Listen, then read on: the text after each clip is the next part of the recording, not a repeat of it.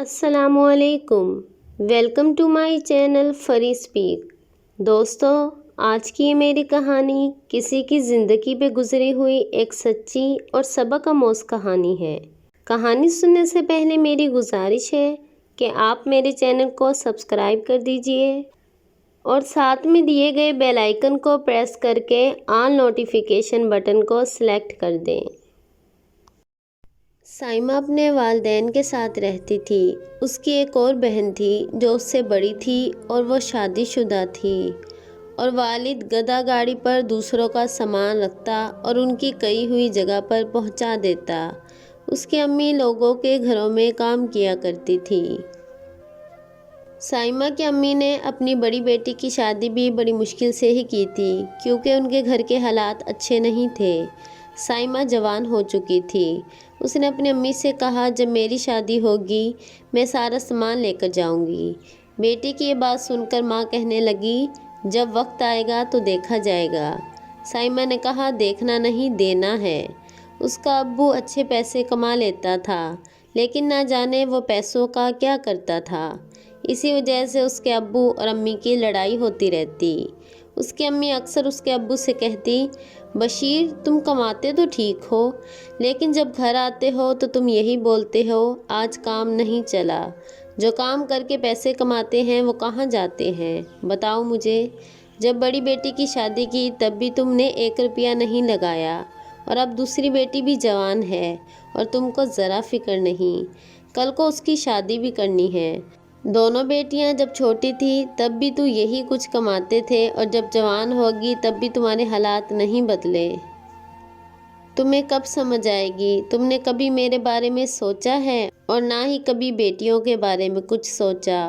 میں بہت دیر سے کام کر رہی ہوں، میری عمر بڑھتی جا رہی ہے، اور اب مجھ سے لوگوں کے گھروں کا کام نہیں ہوتا۔ جب سے شادی ہوئی ہے کرائے کے گھر میں رہ رہی ہوں، کبھی سامان ایک گھر میں کبھی دوسرے گھر میں۔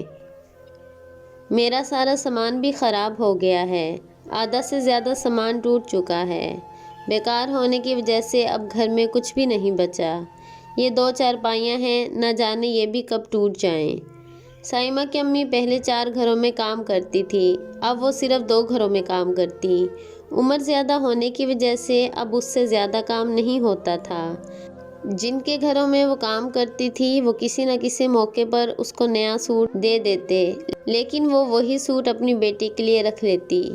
بشیر اس کا شوہر ایک عیاش آدمی تھا۔ جب کوئی بھی اس کو 2 بول پیار کے بول دیتا، وہ مرد ہو یا عورت، سارے پیسے اس پہ لٹا دیتا۔ اس لیے بشیر کے پیچھے ایک ایسی عورت پڑی تھی جو اس سے ملاقات کرتی رہتی۔ وہ اپنی ساری کمائی اس پر لٹاتا۔ اس کی بیوی کو پتہ تھا، اور اس نے کئی بار بشیر سے بات کرنے کی بھی کوشش کی۔ وہ جب بھی اس سے اس دوسری عورت کے بارے میں پوچھتی تو وہ اس بیچاری کو بہت مارتا اور کہتا، شکر کرو مکان کا کرایہ اور بل ادا کر دیتا ہوں، میں نے تم کو چھوڑ دیا تو تم اور تمہاری بیٹی سڑک پر آ جاؤ گی۔ اپنے شوہر کا ظلم سہ کر وہ تھک گئی تھی۔ اس نے بشیر کو اس کے حال پر چھوڑ دیا اور نماز پڑھ کے اس کے لیے دعا مانگتی تھی، یا اللہ بشیر کو نیکی کی ہدایت دے، وہ برے راستے پر چل پڑا ہے، وہ برا راستہ چھوڑ دے۔ زینب مجبور تھی کیونکہ اس کے ماں باپ بھی مر چکے تھے۔ اگر وہ شوہر کو چھوڑ دیتی تو اپنی جوان بیٹی کو لے کر کہاں جاتی، اس لیے وہ چپ تھی کہ اور نہیں، چلو بشیر گھر کا کرایہ اور بل تو دے دیتا ہے۔ اس لیے اب وہ خاموش ہو گئی تھی، اور اب کوئی کام کرتی تو صرف اپنی بیٹی سائمہ کی وجہ سے۔ وہ اپنی بیٹی کے لیے بہت فکر مند تھی اور جلد سے جلد اس کی شادی کا بندوبست کرنا چاہتی تھی۔ سائمہ کا رشتہ اس کے ماموں کے گھر طے ہوا۔ اس کا منگیتر حسنین کبھی کبھی ان کے گھر آ جاتا۔ پہلے تو وہ کبھی کبھار ان کے گھر آتا تھا۔ ایک دن وہ ان کے گھر آیا تو وہ گھر پر اکیلی تھی۔ سائمہ کی ماں گھر پر نہیں تھی اور نہ ہی اس کا ابو گھر پر موجود تھا۔ اس نے اسے بٹھایا اور پانی وغیرہ پلایا۔ وہ بولا، پھپھو کدھر ہیں؟ سائمہ کہنے لگی، وہ کام کرنے گئی ہیں۔ اب حسنین کو پتہ چل گیا تھا کہ دوپہر کے وقت اس کی امی اور ابو گھر پر نہیں ہوتے، تو وہ اکثر دوپہر کے وقت سائمہ سے ملنے آ جاتا، اس سے کافی باتیں کرتا اور اس کے قریب ہوتا چلا جاتا۔ ایک دن سائمہ کی امی کی طبیعت خراب ہونے کی وجہ سے وہ کام سے جلدی گھر آ گئی۔ گھر آ کر دیکھا تو حسنین آیا ہوا تھا۔ حسنین بولا میں ابھی آیا ہوں اور آپ ہی کا پوچھ رہا تھا۔ اچانک آپ آ گئیں، چل اچھا ہوا۔ آپ کی عمر کتنی لمبی ہے؟ سائمہ کی ماں نے کہا بیٹھو اور بولو گھر والے سب ٹھیک ہیں؟ تو کہنے لگا جی پھپھو سب ٹھیک ہیں، اور تھوڑی دیر بیٹھا اور واپس چلا گیا۔ اس کی شادی میں ابھی 6 مہینے باقی تھے۔ ایک دن سائمہ کی اچانک طبیعت خراب ہو گئی۔ سائمہ کی امی گھر میں موجود نہیں تھی، وہ اکیلی ہی ڈاکٹر کے پاس چلی گئی۔ ڈاکٹر نے بتایا کہ وہ ماں بننے والی ہے۔ یہ خبر سن کر وہ پریشان ہو گئی۔ حسنین نے موبائل لے کر دیا تھا جو اس نے اپنے ماں باپ سے چھپا کر رکھا تھا۔ گھر جا کر اس نے سب سے پہلے اسے فون کیا اور مزاحیہ انداز میں بولا کیا بات ہے، آج بہت جلدی تھی بلانے کی؟ وہ بولی اپنا مذاق بند کرو اور میری بات سنو، میں ماں بننے والی ہوں، میں کیا کروں؟ پہلے تو وہ یہ خبر سن کر پریشان ہو گیا، مگر پھر بولا شادی تو تمہاری میرے ساتھ ہی ہونی ہے، تم کو کس بات کا ڈر ہے؟ یہ میرا بچہ ہے اور میں اسے قبول کروں گا، تمہیں پریشان ہونے کی کوئی ضرورت نہیں۔ سائمہ کی فکر تھوڑی کم ہوئی اور اس نے اس ہونے والے بچے کے بارے میں کسی کو نہ بتایا، لیکن جب 4 ماہ گزر گئے تو اس کی جسامت میں فرق آنے لگا۔ پھر 5واں اور 6ٹھا مہینہ لگا، سب لوگ جو بھی سائمہ کو دیکھتے کہتے تم اتنی موٹی کیوں ہوتی جا رہی ہو؟ اس پر سائمہ لوگوں کو مختلف وجوہات بتا کر ٹال دیتی۔ گھر سے باہر لوگوں کو تو وہ کسی نہ کسی طرح ٹال دیتی تھی، لیکن اس کے گھر والوں کو آج پتہ چلا کہ وہ ماں بننے والی ہے تو اس کی والدہ نے اسے بہت برا بھلا کہا۔ پھر اس نے اپنی امی کو بتایا میری اس حالت کے بارے میں حسنین سب کچھ جانتا ہے۔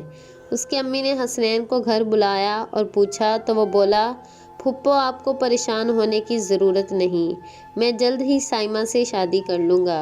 پھر حسنین نے اپنے گھر والوں سے بات کی اور صرف 15 دن کے اندر حسنین کی شادی سائمہ سے ہو گئی۔ وہ اب اس کے گھر رہنے لگی تھی، لیکن مشکلات ابھی کم نہیں ہوئی تھی۔ حسنین کی والدہ سائمہ سے بہت نفرت کرنے لگی۔ اس کی ساس کا رویہ سائمہ کے ساتھ اچھا نہ تھا، وہ اسے اپنی بہو نہیں مانتی تھی۔ 2 ماہ بعد جب اس کے گھر بیٹا پیدا ہوا تو اس کی ساس کہنے لگی یہ سب کیا ہے؟ شادی سے پہلے کہاں کہاں منہ کالا کروایا تھا، جو شادی کے 2 مہینے بعد ہی بچہ پیدا کر بیٹھی۔ اپنی ساس کی باتیں سن کر وہ بہت روئی، اسے اپنی غلطی کا احساس ہوا۔ جب حسنین اپنے گھر آیا تو اس کی ماں نے اس سے بہت باتیں سنائی اور کہا جو بھی ہو اگر تم نے اس لڑکی کو ادھر رکھا تو میں تم کو بھی گھر سے نکال دوں گی، اگر تم اس بچڑا لڑکی کے ساتھ رہو گے تو تم کو مجھے چھوڑنا ہوگا۔ اپنی ماں کی یہ باتیں سن کر حسنین سوچ میں پڑ گیا کہ میں کیا کروں۔ وہ اپنی ماں سے بہت پیار کرتا تھا، وہ اپنی امی کو چھوڑنا نہیں چاہتا تھا۔ 2-3 دن گھر میں گزارنے کے بعد پھر ایک دن وہ کسی کام کے سلسلے میں گھر سے باہر چلا گیا۔ اس کے جاتے ہی سائمہ اور اس کی ساس کے درمیان بہت جھگڑا ہوا۔ اس کی ساس نے سائمہ کو اسے محلے والوں کے سامنے ذلیل کر کے گھر سے نکال دیا۔ وہ روتی ہوئی اپنے بچوں کو لے کر ماں کے گھر آ گئی۔ اس کی امی نے بھی اس کو خوب سنائی کہ سائمہ یہ سب تمہاری غلطی ہے اور یہ تمہاری غلطی کی سزا ہے جو آج تمہارا بیٹا اور تم بھگت رہے ہو۔ سائمہ کی امی نے اسے کہا کہ میرے گھر کیا لینے آئی ہو؟ تم نے مجھے بھی کہیں منہ دکھانے کے قابل نہیں چھوڑا۔ اس کی ماں اب ہر روز اسے تانے دیتی اور کہتی تیری وجہ سے جو لوگ میری عزت کرتے تھے اب باتیں کرنے لگے ہیں۔ لیکن سائمہ شرمندہ تھی، وہ اپنی ماں سے معافی مانگتی، لیکن اب سے معافی کا کیا فائدہ؟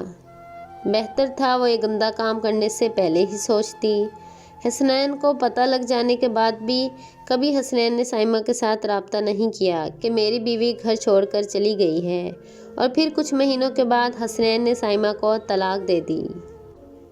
وہ اب بھی اپنی ماں کے پاس رہتی ہے اور سائمہ کا والد اپنی بیوی اور بیٹی کو چھوڑ کر جا چکا ہے۔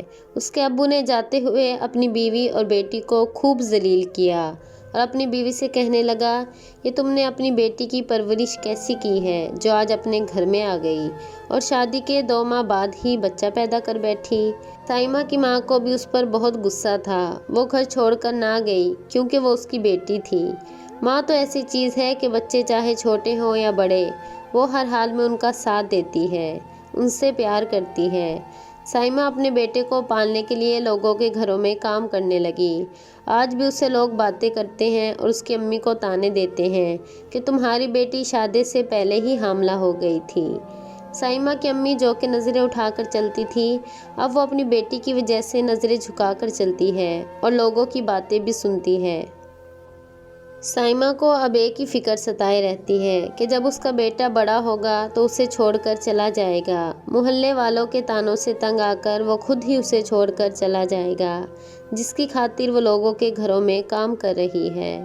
وہ خود کو ذلیل و خوار کروا رہی ہے، لیکن ساتھ میں اس کی ماں بھی یہ سب بھگت رہی تھی۔ شادی والے دن وہ ایک دلہن نہیں بلکہ ایک حاملہ دلہن تھی، جس کا نتیجہ وہ شادی کے بعد بھگت چکی تھی۔ اس کی ماں نے بہت کوشش کی کہ اس کی دوسری شادی کر دے، لیکن اس سے کوئی شادی کے لیے تیار نہیں تھا۔ اس لیے ہمیں ہمیشہ ہر کام سوچ سمجھ کر کرنا چاہیے۔